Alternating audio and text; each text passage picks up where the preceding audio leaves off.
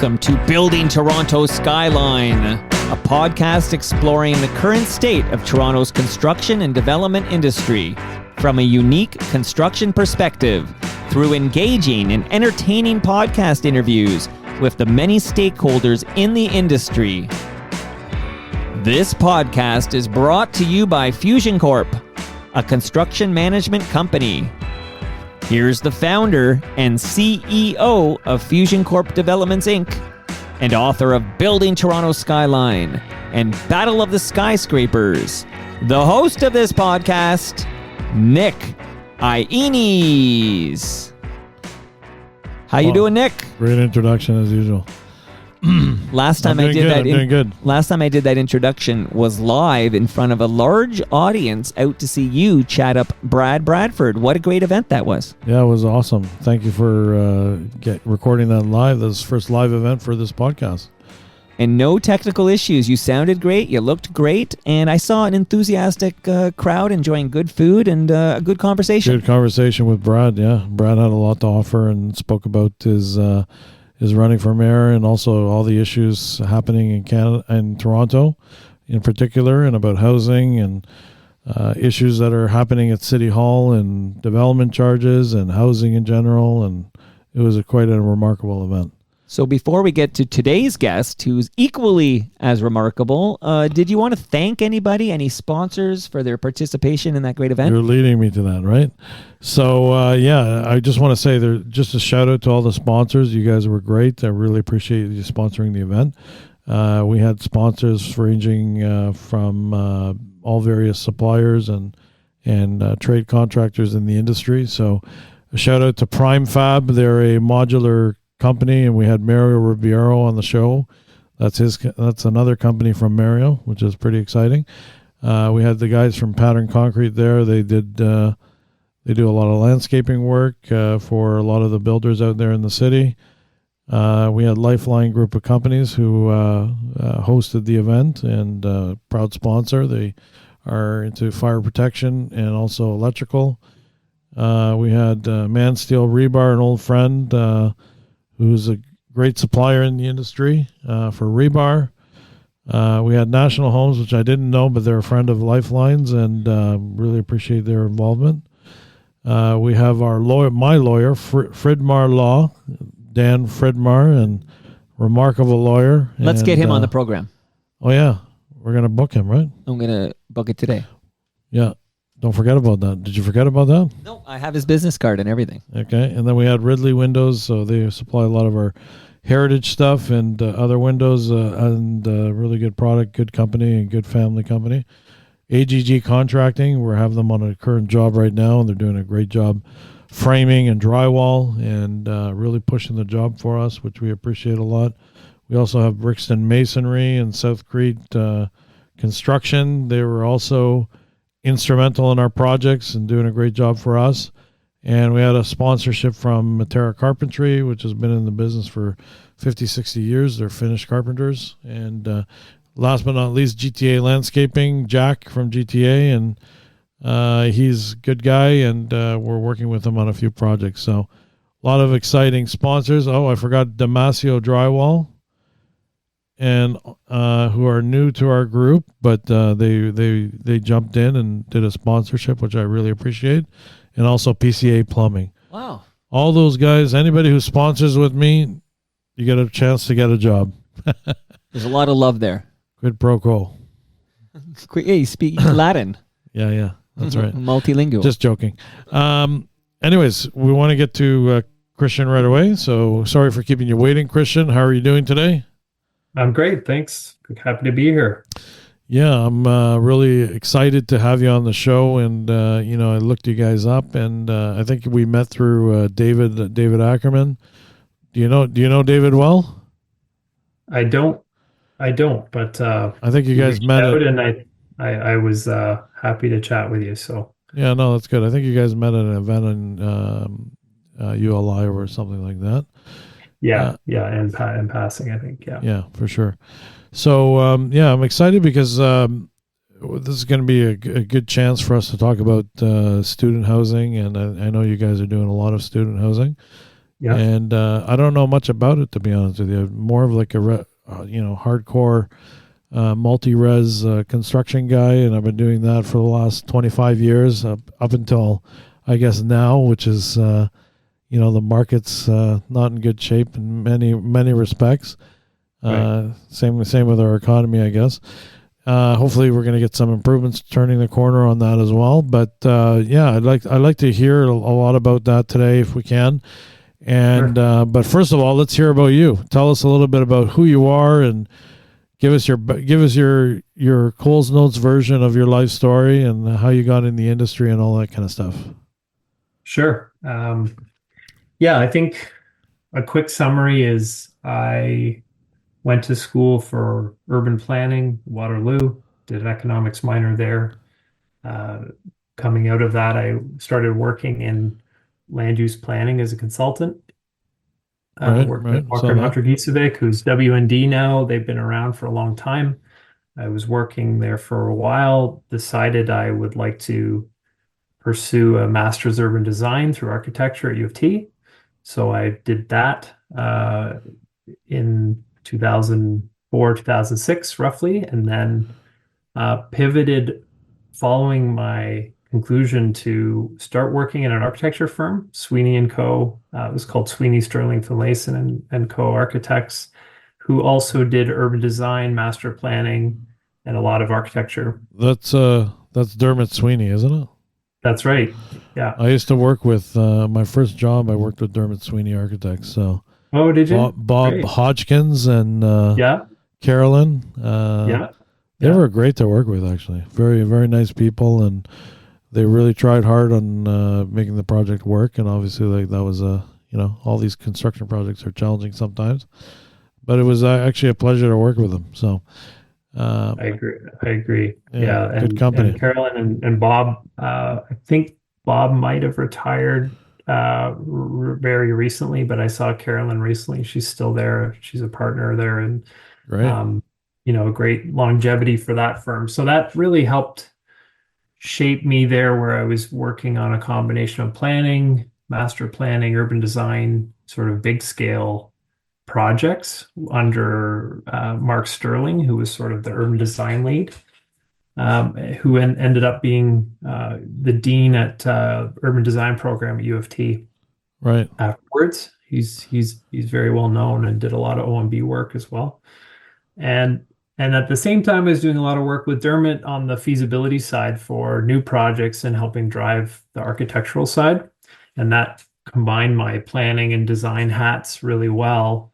And obviously, Dermot, he's also been successful as a developer Yeah. Yeah. himself personally and in being involved in developments. So that I think opened my eyes to getting into development. And an opportunity came up ultimately with I knew one of the founders of what is Podium through high school and was doing a bit of work for them as consulting, and they were looking to add someone with my background to the team in the early days. Right. So I joined them in 2013, early days of Podium, sort of working more in the secondary markets uh, in student housing, and Awesome. was doing work in Kingston and Oshawa. And I've been there almost 13 years. We've grown the team to over 70. We have a fully integrated development, construction, and asset management divisions within our company, self-perform. And we've recently launched a sort of tangential partnership for a company called Cedar Podium, which is pursuing on-campus student housing pursuits. So I'm involved in both of those at a management level. Yeah. And Is that a spin-off company or what is it? Yeah. it's sort of a new partnership. So Okay. I call it a sister company with Podium and with a group headed by a Canadian who has developed a bunch of student housing in Australia, New Zealand, Wow. and was looking to build more student housing here in Canada. So it was looking for a sort of local partner, and we were obviously established as a local Canadian-based vertically integrated developer and construction manager, and together we're pursuing on-campus student housing opportunities. That sounds really amazing. I'm glad you guys are expanding your horizons and working with new people. That sounds really cool. Yeah.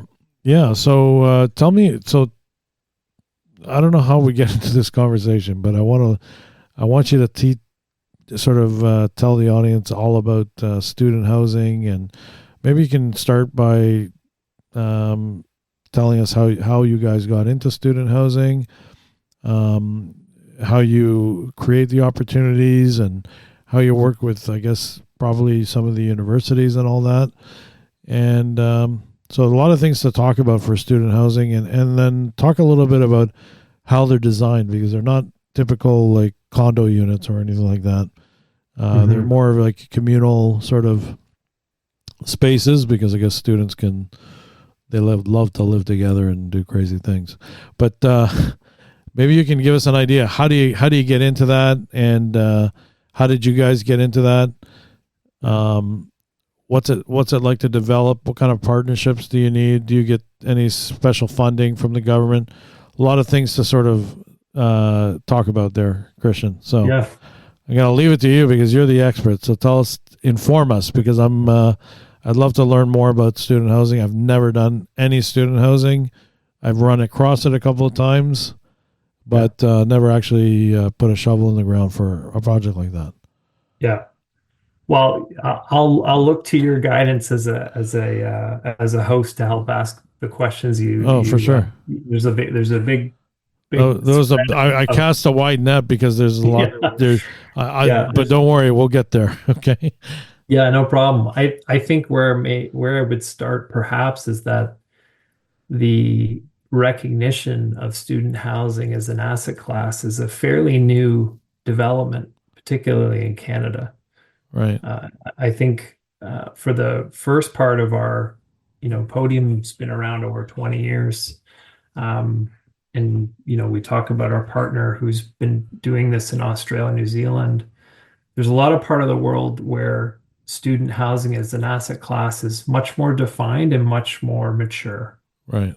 And it really was, I'd say up until 5, 10 years ago, was almost like something you wouldn't necessarily be putting a label on when you're going for a development, because it was considered either too myopic, or there's preconceived notions about what student housing is, which are very different than what it actually is. Most Interesting. people think of student housing like Animal House, the movie, and parties and unregulated, crazy, nonsense. Isn't isn't that Creating what it should be? challenges in neighborhoods, and everyone doesn't like it. Oh, it's not like that. Not too bad.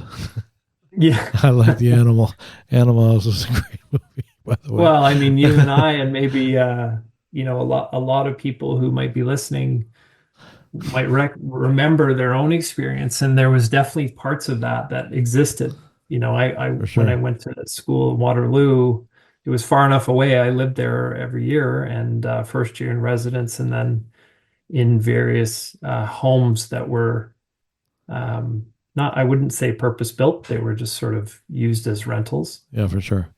And there's always people who, like I think of some of the streets near the campus where there was always the parties and sort of the Yeah. stuff you would more typically think of. But we're not here to talk about parties, so let's get back into the. Let's not segue anywhere. So, yeah. No. So it's unlike what some preconceived notions are, and you're going to continue. Yeah, I think what student housing is actually is one of the most regulated and well managed forms of assets that are needed, and have become, can be very financially rewarding if you hit the market properly. You have the right amount of unit mix, the right for the context, you have the right amenities, you have the right location. you have a very strong property manager and leasing team that is much more active traditionally than a typical multi-res developer who turns over units every few years or maybe longer. Hmm. You're essentially having turnover for a large part of the building every year. So it can be heavy.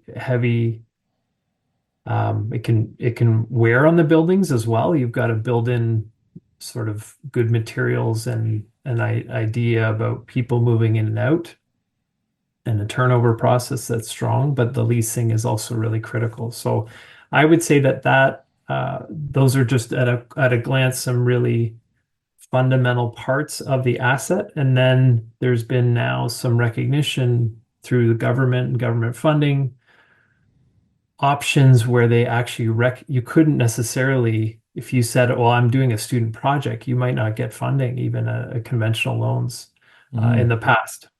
So Okay. you might have been building a multi-res building that's near a school and perhaps leasing it up to students, but you can't people zone generally anyway. So you're unless you're on campus where you might call something like a student residence and it has, your RTA exempt because you're part of the school, there is very strict and complex relationships with funding models um, and I think the municipalities you work in to categorize and shape what the building looks and feels like to everyone else.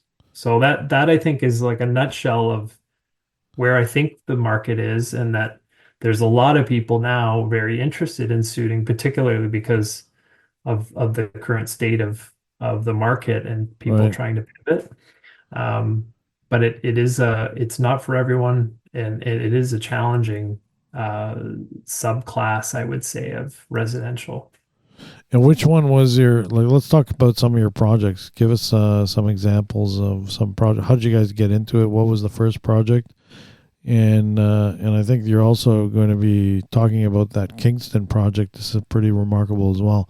So tell us a little bit about how you guys got your first project, and like to hear about that. Sure. So my two partners are the founders, two of the founders of Podium over 20 years ago. They were at Queens, and we're we're looking for an opportunity to invest a uh, another another business that they had recently sold, and we're looking for that. And one of their other partners at the time, they had a opportunity to buy a unit in in Kingston. And essentially the building started, once they bought it, it started falling down on them. They realized how like they were going to improve it, but it was really they needed to rebuild it. And so they saw an opportunity because they'd been living in converted houses in Kingston and saw an opportunity if they were leveraging some of the benefits of selling their first business to flipping essentially a site into multi-unit project that then they could rent out for the Right. for the upcoming year. So they actually did this in a very quick time and realized that there was something there that they could take starting from ground zero, really, like they had a little bit of seed money from selling a small business and leveraging that, turning an asset, I think from, a sort of a rooming house or something to, I think, a quadplex and then making it new and then renting it out at sort of high level of market and then taking the proceeds of that and then starting another project and sort of building up a legacy of that project by project. And And each what project was scaling. was it? So Was it student housing primarily? All those projects, or yeah, all right, yeah, primarily student housing. Some of them had retail space at the grade, but they were modest projects, 3 stories. Quickly, they got to a scale where they started doing infill townhouse blocks. right, And we're concentrating on that and then getting more opportunities to build more of that. So we started building when I came on, we were doing 2 to 4 blocks of townhouses in a site, Right. but located right near schools. So we were doing some projects in Kingston and in Oshawa Right. near what's now called Ontario Tech. So Ontario Tech used to just be Durham College, then it became UAOT. Because it turned into a university, they really had not a, it was a commuter school with not a lot of housing on site or in the adjacent properties. And the city of Oshawa was quite concerned about those um, the effects of student housing and converting neighborhoods surrounding the school property in North Oshawa. Right. So they actually were smart in that they were upzoning or considering upzoning around sites, as well as creating a licensing bylaw to try and regulate the conversion of houses. And we came in and said we think we can do some purpose-built student here, right across from the school, and started doing townhouse, essentially this prototypical sort of unit and building type that we'd created and sort of replicated through several projects. And we were always iterating it. Yeah. It's basically a stacked townhouse that we could do multiple buildings on a site. It was, part 9 construction, so it was fairly efficient to build, with different bedrooms, a lot of bed bath parity, which is one thing you'll hear a lot of in student, is that they're in the private market in particular, at the higher end, there's often people looking for their own en suites on bedrooms. Right. So we started doing that early, to try and capture the market, and built a number. So again, we're just building more projects. We ended up building a 4 building site across from what was UAOT, now Ontario Tech, on Simcoe. Right. Then we were able to buy the next site and build 2 more, but still manage them together. Then we bought another site, 2 more buildings. So now there's an 8 building sort of complex that can be managed through one manager and is at a scale that created a significant addition on Simcoe and took a large frontage across. So if you drive up North Simcoe, you'll see 8 buildings that look similar across from the school. Do you still own all these assets, or are they? You We did sold them? sell that asset, Yeah. but we do have ownership in some of the other buildings. You mentioned some of the others, so that was sort of again scaling up, and then we started getting into mid-rise buildings and had some partnerships. So in Kingston, we've built. We're on our 6th. We're building actually what you could call a low tower, or sort of a tower form. Yep. We've built 5 mid-rise buildings along the main corridor, Princess Street, right near the school. Right. Sort of sequentially over the last, we've delivered them over the last 6 years, I would say, and then we have one that's under construction now that will deliver next fall. And so we've delivered about 2,000 beds to that market in Wow, Kingston. We're amazing. still, last I checked, we were the largest builder in Kingston. Just Incredible. given how much we've done there, but I'm not sure anymore because there's some low rise folks as well. So let me ask you a couple of questions here. So in terms of when you're built, sort of designing and building purpose-built student housing, like, especially if they're towns or, let's say, not condo units, but units, do you condominiumize that, or do you have a legal sort of do you make them freehold towns in the event that you want to sell them off to as a different class, or convert them to more of a residential purpose? Does that happen, or do you do that to offer flexibility when you sell it in the future? We have done that. So we actually started focusing on rental.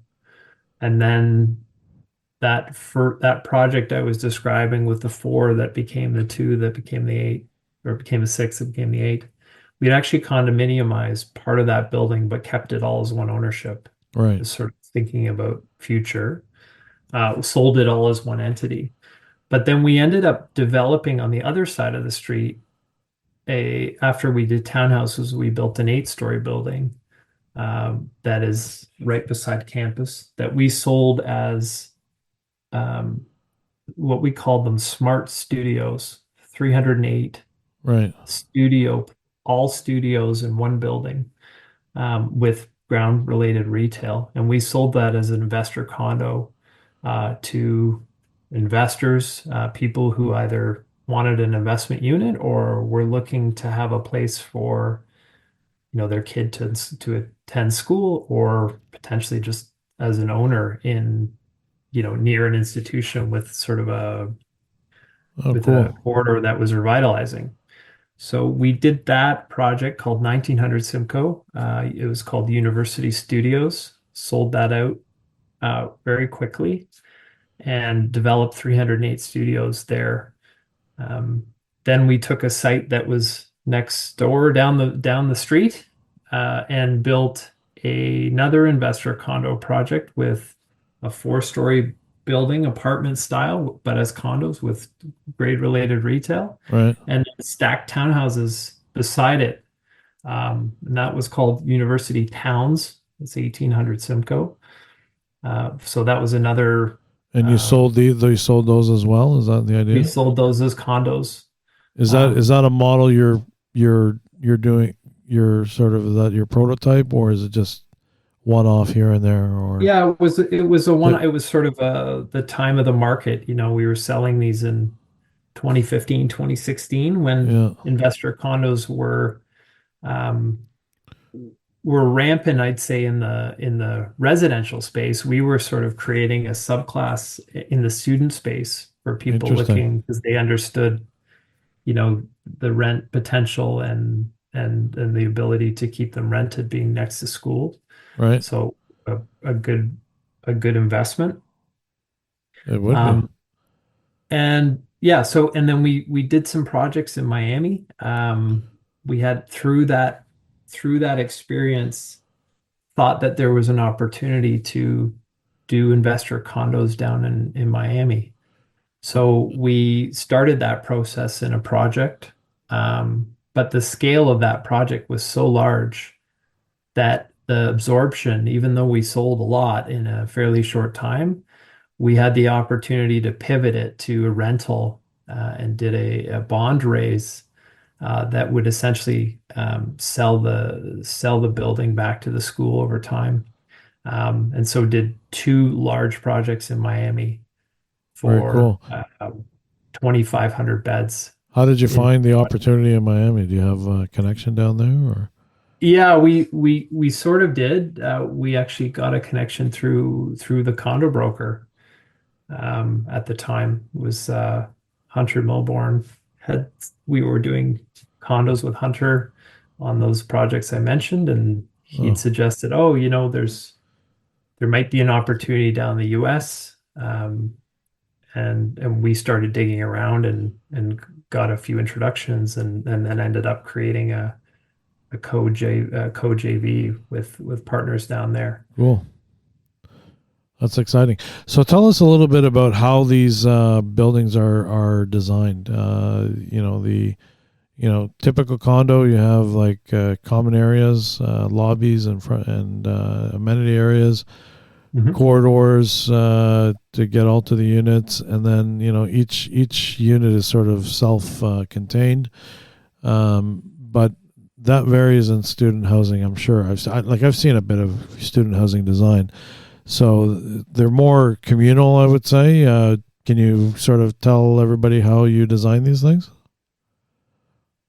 Yeah, I think our perception and understanding of student design is constantly evolving.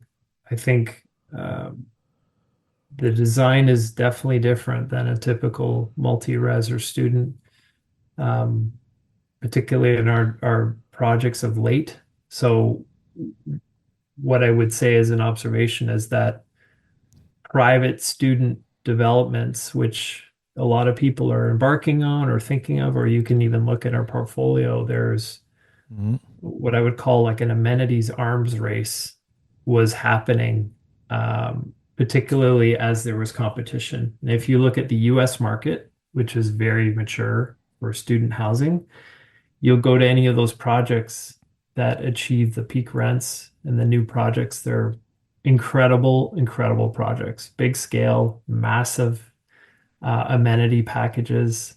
Some have pools, rooftop pools. They have simulators and all sorts of stuff that makes it an attractive place to live. And I think we've done that where we've tried to decide what the right amenity package is for the context and the location of the site and what we think was important. But I think the one of the fundamental things that we've been really careful on is that we don't want to over amenitize. It's easy to do that and create an expense and burden on the project. For sure. But a lot of those things can turn into big liabilities and costs in maintaining. And what I would say a fundamental part of design is considering the needs of the tenant, both in a private space in their room themselves within their unit, as well as in the development as a whole. Right. So there's different sort of ideas about, one of the things I think we've really, really emphasized and continue to emphasize is the ability to study. Study is a really important part of why people go to school. And I think there's a lot of consideration of that, particularly as parents are co-signing often, guaranteeing. They're thinking about those things. So Right. I think study is really important, having different kinds of study space, social study space, private study space, meeting rooms. But then there's all the things you would normally need of studying being away from home. So the niceties of home. We often try to include ground related amenity and retail Right. and target specific retail that is an amenity for the residents as well as the neighborhood. So we're careful about not getting cannabis stores and things that might be considered a detraction or a detriment to Students. people signing as Yeah. as tenants in the building. So to give us some examples, like a Starbucks, for example. I don't know. That would come to mind. Yeah, we have a Starbucks, or we had a Starbucks. We've had a Starbucks in two of our projects. We've had a lot of quick service restaurants, Right. Chipotle's and burritos and Wingstop, and we're putting in some convenience like gateway convenience so that there's some local things that are available at grade. We have a dentist in one of our projects now, Oh, wow. just because they thought we can capture the neighborhood, but also the kids need somewhere to go. We've got a spin studio in the base. Oh, that's a and good idea.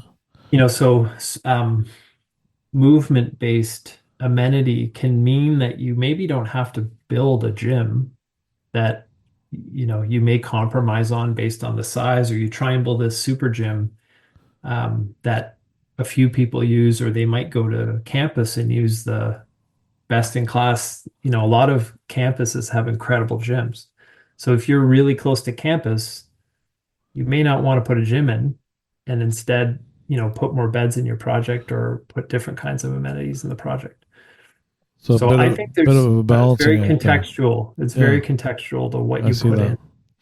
And what other I see those are a lot of retail amenity areas that you're referring to, but what other amenities would I have in the building to attract students? Give us some more examples if you can. Yeah. Well, I emphasized study. It's really important. We often do floor-based lounge or common spaces. If the floors are large, we might say, let's bring everyone into a space on each floor as sort of a gathering place for identity and creation of social bonds outside of your unit. Right. We and then we'll do a building level social space. We do sort of cafe style ground floor spaces generally with the ability to have host events Right. or That's cool. bring catering in or that kind of thing. We've done some gaming, ping pong, foosball, um, pool table kind of things. We've done that in sort of common large amenity spaces. We often have gyms in our buildings, and so we've combined whether it's wellness and sort of stretching, yoga kind of enclosed spaces that are feel a little more private. Right. You can do classes on demand programming, and then there's more active like weights and cardio equipment. We've done a combination of both of those spaces as well. So I think like if you go down the list of common amenities, we've done a lot of them over the years. But I think I would say what's really important is the consideration of the timelines of how space is used over the year. Student spaces often are very busy from September to April. Right. And then in the summers, either some people stay, we do 12-month leases, but they either stay or they might sublet out to others. And so then there's sort of a cycle of, for early September, say to October is quite busy. It's new. It's people using a lot of the spaces. Then it sort of evens out, and then you have certain events. You think about a school year and holidays, there's different events when exams are done, they sort of get quiet for a few weeks as people often go home, Yeah. and then it ramps up again. And, in the end of April is sort of the same. So there's a different kind of cycle to activity in these spaces and the buildings themselves as well, which outdoor spaces tend to be not used in the winter, Yeah. Of which course. not a shock, but like in the summer and in the edges, April to say October, they can be used. And so are they warm enough? Is it a rooftop? Is it high winds? Do you have proper protection? Is there some kind of warming devices, fireplaces or, heaters?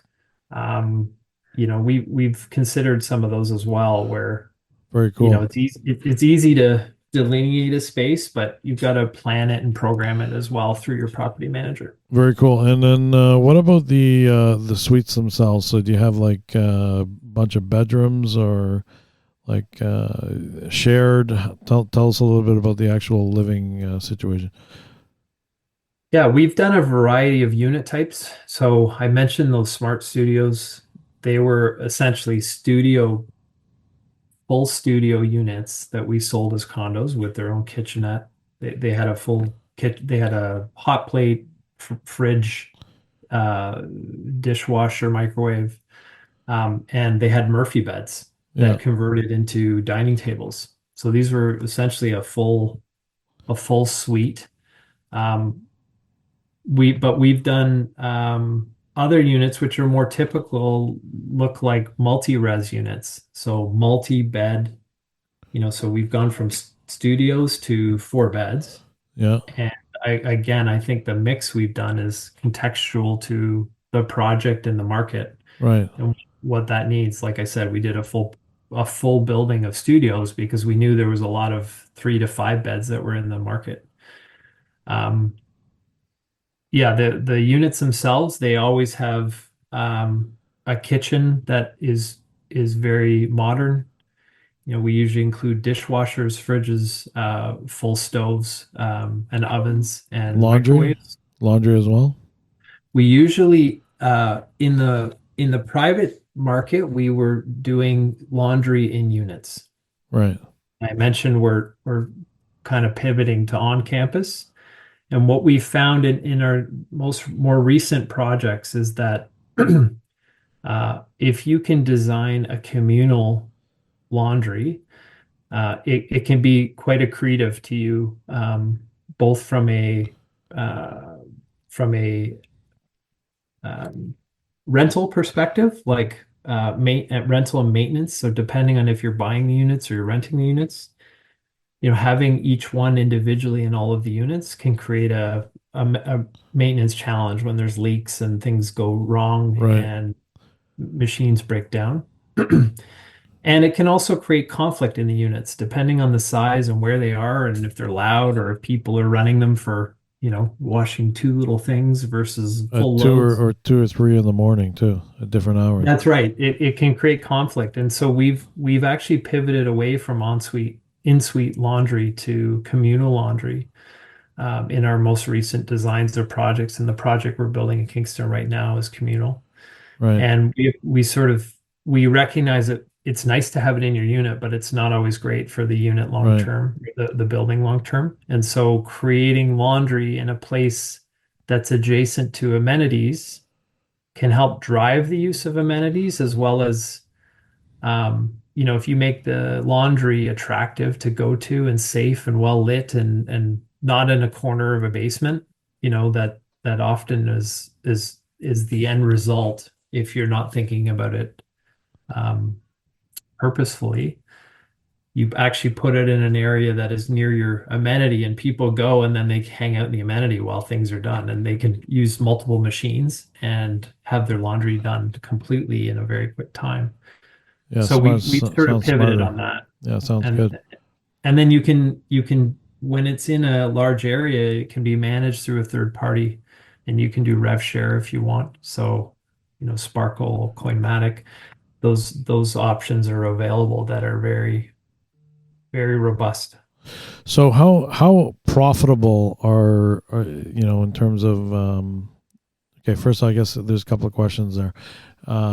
So I guess your lease, you pick up a student, you lease it. Is it a year lease or is it with an ability to renew the lease every year when they're in university? Obviously, they can probably sublet as well on the off season. Do the rates fluctuate from the student, like from the university season to the summer? Does it or it's a flat rate all the way through? Tell us a little bit about that. And are these obviously these must be profitable projects, or otherwise you wouldn't be doing them. So tell us a little bit about the financing and the revenues and all that kind of stuff. If you can give us a clue into that sort of insight into that Sure. financial model. I'll try. We typically are targeting 12-month leases, and that gives you certainty over the year that you won't have large areas of vacancy, and that you can staff and manage the building sort of equally, even though there may be cycles, as I mentioned, through the building. And some people might lease for the year, but maybe not live there in the summer. Right. It's sort of a built-in cost to them that that's a very small portion, I think, of the market, but that may be something they like to do and then keep their stuff there and come back. I should say we always are doing furnished buildings as well. Oh, So it's a turnkey kind of approach. And we found that that's better for life cycle on the building and wear and tear. makes You have sense. less, you can imagine you've got a 500 bed building and everyone's trying to move in and within a day or a couple days, it's like Insanity. pandemonium Yeah. with furniture. And student furniture is often the leftovers of the hand-me-downs of your family, or you're like sourcing little bits and stuff. That's how it was when I was going and was trying to, find my bed and figure out where if I had a couch and all that kind of stuff. For sure. Um, so it also creates a more attractive and coherent kind of offering to the students. They're fully furnished and ready to go, and so they can bring, what they need to study in their clothes and, essentials, and it's a much more efficient way of coming to school and living in school. So you probably get a premium for furnishing them as well. Is that correct? Yeah, I think so. I mean, a premium over a house, a converted house without furniture for sure. I think there's, the premium is part of the intent, is that we're targeting mid to upper rents generally where we can, unless we are doing a very specific approach to, like, our on campus, we're targeting affordable whenever we can. We're trying to beat the market in providing affordability, to make those, as an extension of the school, feel like an appropriate response. Schools are really focused on affordability. Of course. I think as a private developer, we try to provide a range of unit types, which then provides different levels of affordability within it. So if you're in a 4-bed, you're going to pay less per bed because you're sharing a unit versus a studio or a 1-bed. Right. So that's sort of how we've accommodated different people and different budgets throughout our projects. You asked about financing. I mean, I think we've done a range of financing. I mentioned a bond in the US. We've typically done conventional mortgages, although we've been using MLI Select in the last, I don't know, 3, 4, 5 years. Right. Have some current applications in ACLP. Right. And so we're pursuing what I would say is the good financing when we can. And it's just contextual about what the current offering is and where we might fit. And so the market for student housing. So you just say it's sort of becoming recognized as an asset class. What's the market now? What's the demand for student housing? Is it increasing? Is it decreasing? Are there opportunities for? I guess I'm asking. I always ask a lot of questions. Someone told me I shouldn't be doing this, but is there an opportunity for small scale developments? Variety of projects. Is there room for smaller entrepreneurs in this industry? Give us a sort of insight into that, if you can. Well, I'll just pick on that one specifically because I think the market is tending, through recognizing the asset class, to be building bigger and more professionally managed and delivered buildings. Right.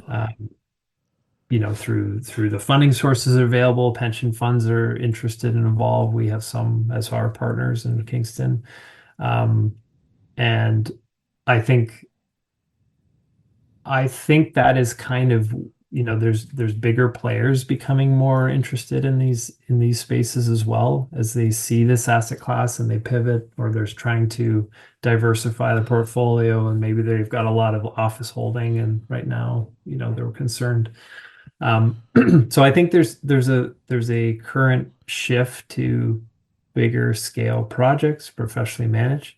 I would say on the scale, there is a important distinction as well on the ability to effectively manage a portfolio. It's much more easy to staff and manage a bigger project with scale, with the types of different skill sets you need. You need leasing team, you need a maintenance team, you need a management team. And when you're doing, 5, 10 units at a time in a building, it's very hard to do that across multiple sites. Right. And so, you end up you either get a very specialized entrepreneurial type manager who can do multiple things at once, and they're kind of doing that, or you end up with more of a portfolio or an on-site focused team when the scale is sufficient to get all of those efficiencies of reporting and managing and cost savings.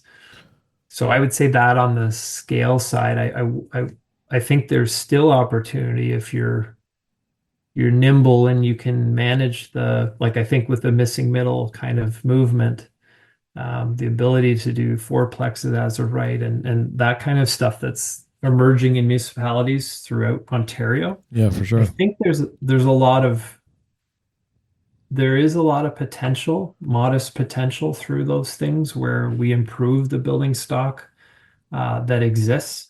There's a lot of really poor student housing that just by by nature of its evolution over, like Queens has an area beside the school that was being converted because it's been there 150 years. Right. Um, that the houses have converted and it's just supported students, but you have some really rough, potentially unsafe projects that have existed for a long time. Right, for sure. I think the shift to what we call PBSA, purpose-built student housing assets, has professionalized and improved the level of student experience. Yeah. Um, Is and, there and is there an association for you guys? No, there isn't. Wow, there's a good opportunity there, eh? There probably is. We've been sort of there's a few groups that are hosting conferences and sort of bringing that stuff together, but they're more on the market research side. Um, so Canada student housing currently is fairly small. Like Wow. it's a lot of the same players. But I know that there's a lot of interest, and we see some emerging projects that I think will increase the interest in this space. So it just and just on one of those questions, maybe it wasn't answered because I asked too many questions at the same time. Sorry about the Christian. So Okay, no problem. yeah, so is demand increasing every year for student housing at universities? Like in terms of, I guess enrollment is a big factor in this, and I would imagine like the world is changing now too. We have AI, we have different ways of learning, we have maybe the demand for people going to university might decline over the years. Can you tell us a little bit about the demand and enrollment and all that kind of stuff and how they're linked? And Yep. Yeah, great question. I think enrollment's really important. And I keep talking about context. This is my planning hat, just, coming through all throughout my career, is always thinking about where you are and what you're doing. Um, there are some markets that are shrinking. There's some colleges that are going bankrupt or closing campuses right, or, been underfunded. And the international student cap has really affected some of these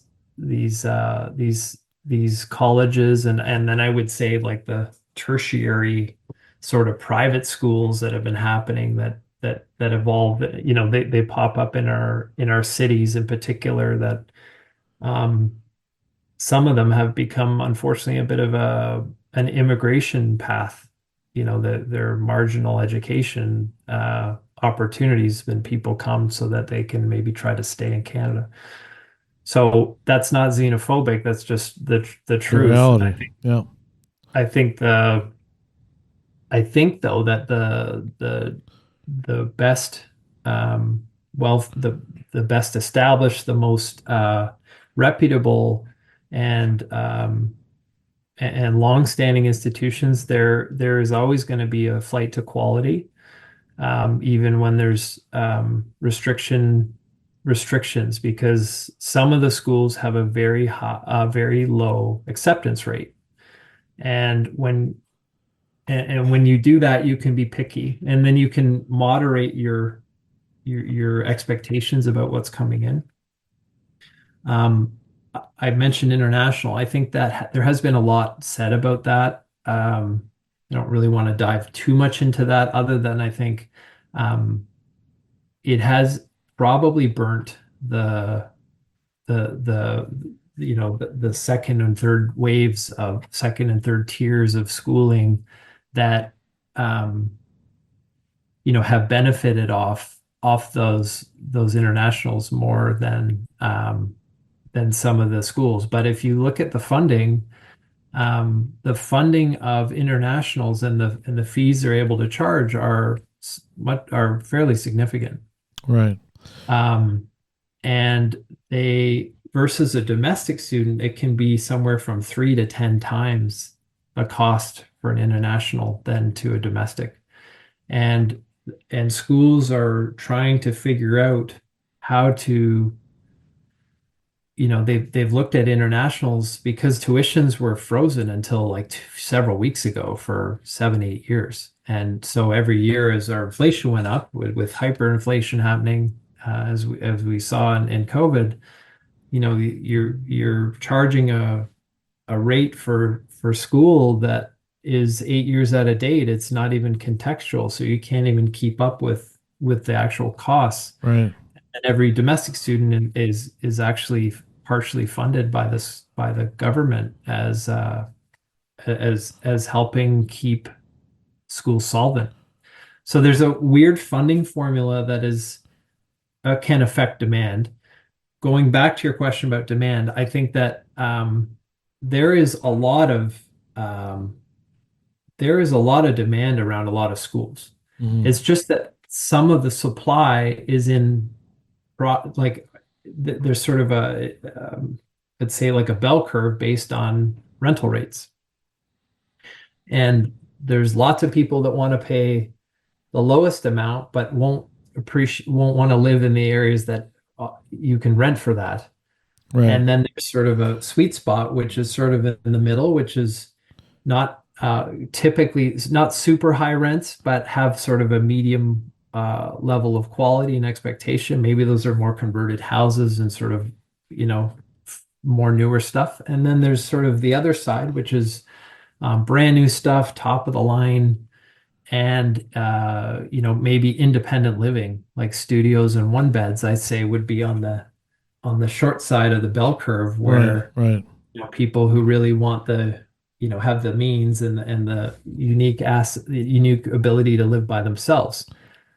So I think the demand is somewhat changing. Schools are looking at internationals and that part of the pie and how it affects um, their total housing population, but that schools generally in Canada on campus provide a very small amount of the actual total housing they need. So then they rely on the private market. Right. And that's where I think the real opportunity of student is in general, which is that there's if you think of a 4-year program, if you're lucky, the school might guarantee first year housing. If you're lucky, most schools can't do that. So then Right. there's 3 years of housing and beds to count for housing that same class that they've brought in outside of campus. And so there's an opportunity there, I think, for people are living somewhere, but they may be living in, whatever's available versus what is more ideal or more interesting where they'd want to live. So, last So question: do you see this as being in its not necessarily in its infancy, but um, are you optimistic on the on student housing for the long term in the future? I am. I am generally. I think there's a great upside to student housing, both on campus and off.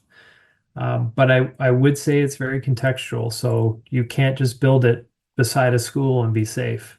You've got to build what the rental rates will support. So if the rental rate in the market supports a $500 a month rent, and that's all you'll get, you're not going to build a concrete structure near that kind of market Right. because the cost of building that will be way more, and you won't ever recoup it. But if it's will support a higher rent and there's some variety, like that bell curve I was saying, there's a variety of types, Or if it's 500, then you got to target existing buildings and maybe retrofit or just build low-rise wood frame stuff and try to make an efficient model that makes sense in that kind of market. So I think there's opportunity, but you have to understand the rental rate and the context and the enrollment. I gotta say, I was captivated by this whole podcast. Amazing information, because I didn't know a lot about student housing coming into this.